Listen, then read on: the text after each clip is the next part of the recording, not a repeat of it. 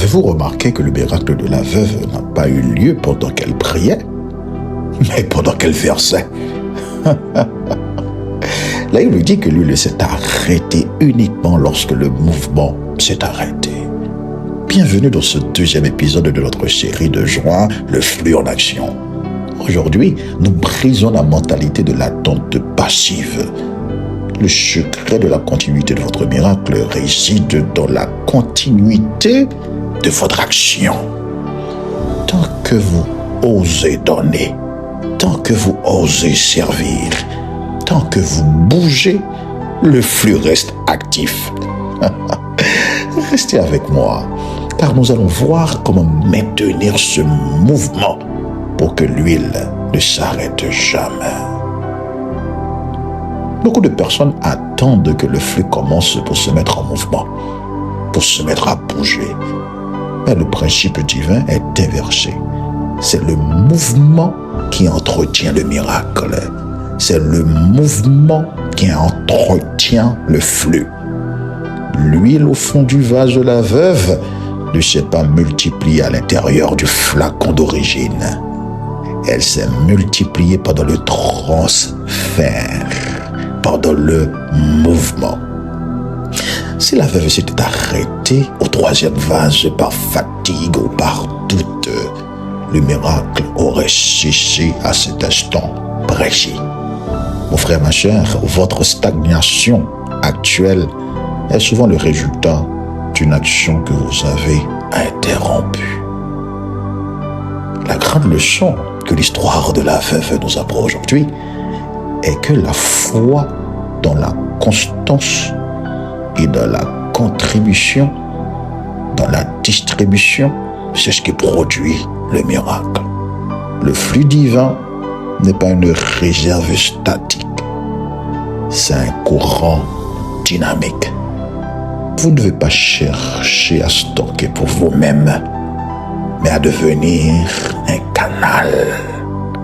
Si vous stockez l'huile par peur du manque, elle stagne, le flux s'arrête.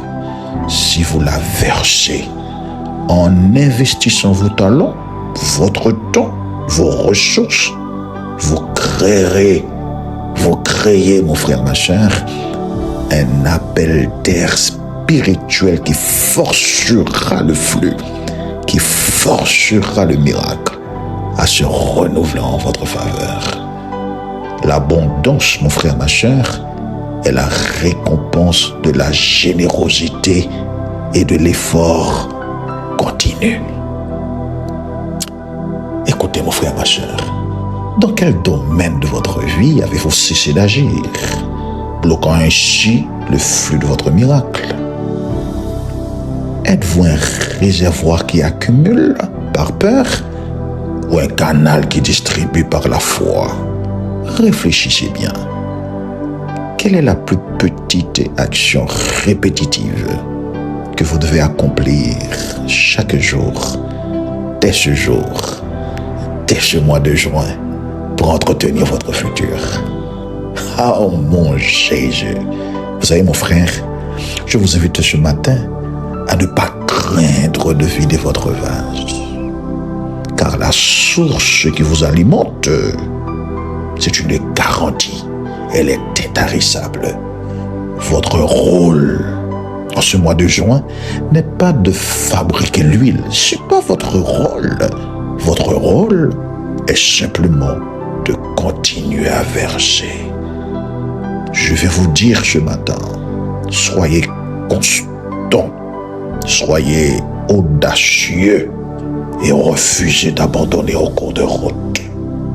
Oh mon frère, ma chère, je vous invite à faire avec moi cette déclaration de foi pendant que votre miracle vient en cet instant, parce que vous décidez d'être constant, vous décidez de maintenir l'effort. Dites avec moi, je refuse la fatigue et le découragement.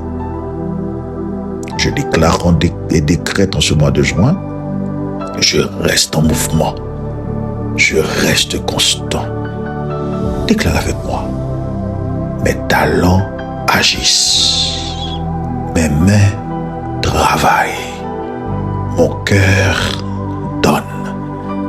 Dites avec moi s'il vous plaît.